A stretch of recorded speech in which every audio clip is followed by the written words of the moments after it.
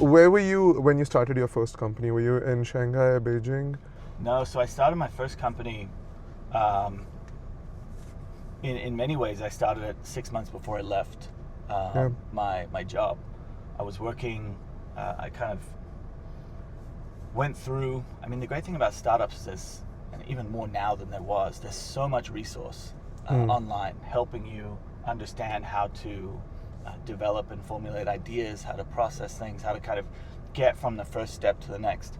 I went through all of the kind of YC lectures, and I did all of that while I was working in my spare time. So that process of kind of the early iteration and the planning and the development just prior to kind of full execution, I was doing before I was kind of fully unemployed. And call it self-employed. Yeah, self-employed. Yeah. And then once I felt ready, you don't really ever feel fully ready, but I was kind of pretty ready. I pulled the plug and left. And I will say during this time as well, I was traveling a lot. Whenever I was not working, I was doing very remote stuff. So I would be on this kind of remote desert job site for like 8 weeks at a time, and then I'd have 2 weeks off. So it was 8 weeks on, 2 weeks off. And during the 2 weeks off, I would travel to kind of different places. I'd spend a lot of time, going to the Bay Area, because I was like, okay, is this the location that I want to kind of be to base my startup? I'd go to New York, is this the area? I was pretty confident at the time that Australia wasn't where I wanted to launch the startup. And then I remember one evening I saw this documentary, and it was called Shenzhen, the Silicon Valley of hardware, right? And it kind of opened my eyes to the idea that maybe China was a place that I'd want to be if there was a hardware element to my company, which there was. So started to think a little bit more about China. Still kind of pie in the sky, didn't really know what to do, didn't have very many friends in China at all, but just coincidentally went for a kind of more of a recreational trip to Taipei, to Taiwan, and met a guy who became one of my best mates, who's like, you should come check out Beijing.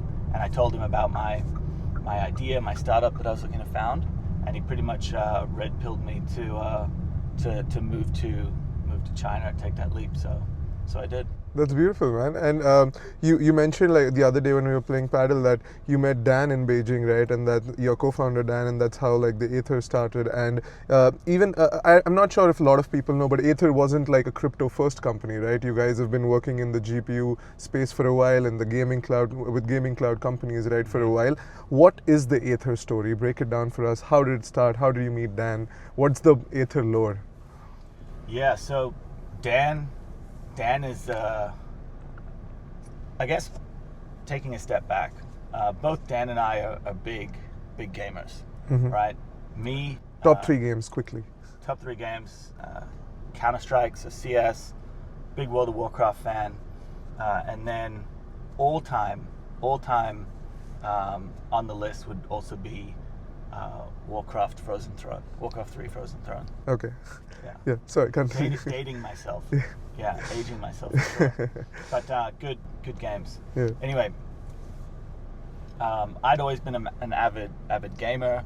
Dan as well, but Dan actually was in the gaming space. He was very early on at Riot Games. Kind of progressed rapidly through the company. That company was just growing so quickly, as I'm sure you know. League of Legends was developed by Riot. Dan led global publishing for them, and then they went through this process of acquisition by Tencent, and during that process they said, hey Dan, we want you to move to Shanghai and kind of lead this acquisition as kind of COO. So he was in China, in Shanghai, and I was in Beijing, and we had some mutual friends, and just very socially just started to become mates. And yeah, I don't really know where the very original sort of idea happened, but we met a couple of kind of very close friends of ours who were working on infrastructure within the Tencent cloud gaming space. And Dan and I were both kind of more crypto, I guess, adjacent than the kind of our engineering buddies. But we started to kind of chat about what cloud gaming was kind of unlocking for people in China.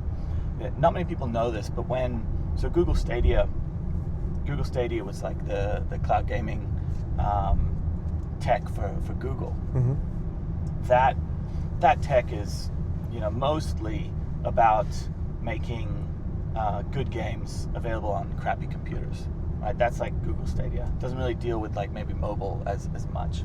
But Tencent Cloud and kind of the providers in China were much more interested in how do they unlock great mobile games for gamers across their region, primarily because if they can give that service to their customers are going to need to buy a lot more data. Right. And the more data they use, that's where the money comes from for these telcos. So this was like a really cool business model that was being pioneered in China. Anyway, we looked at that and we thought, hey, mobile cloud gaming would do really well in Southeast Asia, in developing markets. The vast majority of gamers out there are mobile gamers. Which year was this? Pardon? Which year was this? This was maybe like pre-COVID. Oh. Or around that time. Okay. That's when mobile gaming was on the come up as well. Yeah. So we were very much kind of like just discussing things in that realm, but the Tencent gaming, the kind of the cloud gaming infrastructure that's in China, very much has some advantages. With government support and kind of sovereign infrastructure that is not necessarily repeatable if you're kind of expanding into Malaysia, for example. So we took a look at kind of how maybe we could still deliver a similar service, but start to think about infrastructure in a more efficient manner. And that was when the original idea for potentially using a decentralized infrastructure stack kind of came to the fore. So yeah, in the beginning we were very much solving this problem that was kind of quite close to Dan and my heart, this idea of unlocking the content that we loved for gamers on any device, right?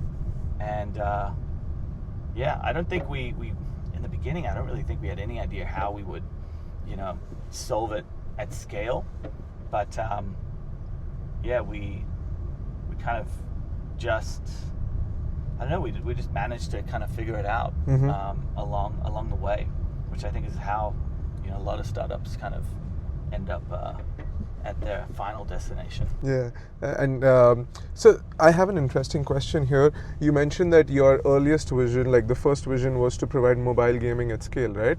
At the same time, Aethir's thesis has always been that for example, you guys only provide enterprise grade level GPUs, right? There's no consumer equipment, right? So how did that shift come into picture? No, so actually the reason, and this is actually a very, very kind of cool thing, but the reason that Aethir is exclusively enterprise grade, right, is because you can't deliver a cloud gaming service without enterprise grade infrastructure there at the core, right? Because if you think about it, you've got you need high performance GPUs, you need them to be connected to high performance bandwidth and network infrastructure, and you need to make sure that the the service that is being provided to the gamer is not going to shut down, right? Like Yeah. if you're running something on someone's gaming PC, for example, maybe they just turn their PC off, and then the cloud gamer on the other end is going to be sad, right? So you need to build your service on the back of enterprise equipment, or the big gaming companies will never work with you, right? They would never trust a network built on the back of retail hardware. So unlike a storage network or a static rendering network or anything like that, for real-time rendering, for cloud gaming in particular, you 100% need enterprise-grade infrastructure, or you just can't do it, right? So we were forced to build a different type of DPIN to the other DPINs that we were seeing, right? DPINs, they weren't called DPINs at the time, but the DPINs that everyone was familiar with or becoming familiar with were largely aggregations of consumer tech. But we knew that if we wanted to build something that gaming companies would buy, it needed to be enterprise grade. It needed to meet their SLAs. And that decision was probably the most impactful decision that we made as a company, right? Because that meant that we started to build infrastructure in a way that big companies, enterprises, were capable of using. And when we started to grow our AI services stack, we were capable of actually growing it, right? We had the infrastructure already there. We had the relationships, we had the understanding, we knew what needed to be done. We weren't starting from zero, right? If we'd aggregated a bunch of gaming PCs, for example, and then we said, hey, okay, now we're going to start offering enterprise grade services to AI companies, we would have been starting from zero. Yeah. Years behind where we needed to be. Would have missed the boat for sure.